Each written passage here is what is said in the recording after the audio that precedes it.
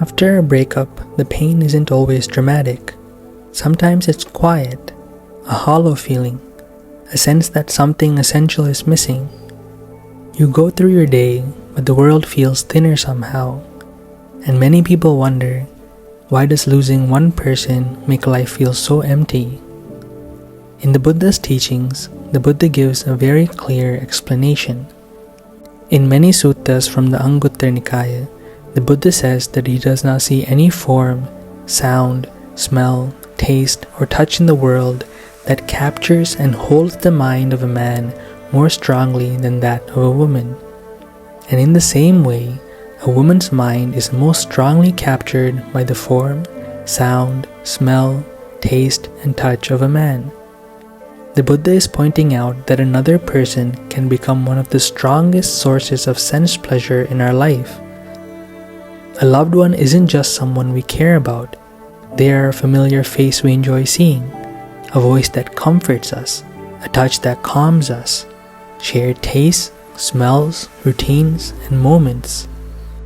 Over time, without noticing, the mind organizes happiness around that one source.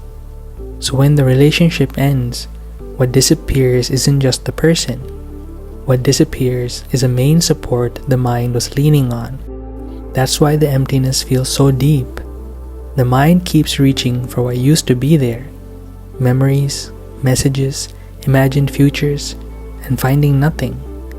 That reaching itself becomes painful. The pain isn't proof that something went wrong.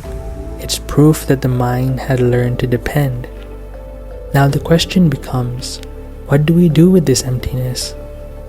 The Buddha doesn't tell us to suppress it, distract ourselves, or rush to replace it. He teaches us to understand it. Instead of asking, why am I feeling this way? We begin to ask, what was I depending on?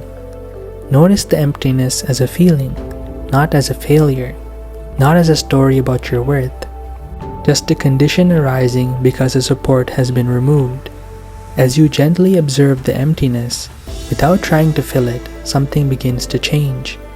The mind starts learning a new stability, a happiness that doesn't depend entirely on another person's presence, a steadiness that comes from understanding, not possession. This doesn't mean becoming cold or disconnected. It means loving without leaning so heavily that we collapse when things change. The emptiness after loss is not a mistake. It's the mind being invited to grow. And if you stay with it wisely, it can become the doorway to a freedom that doesn't disappear when someone walks away.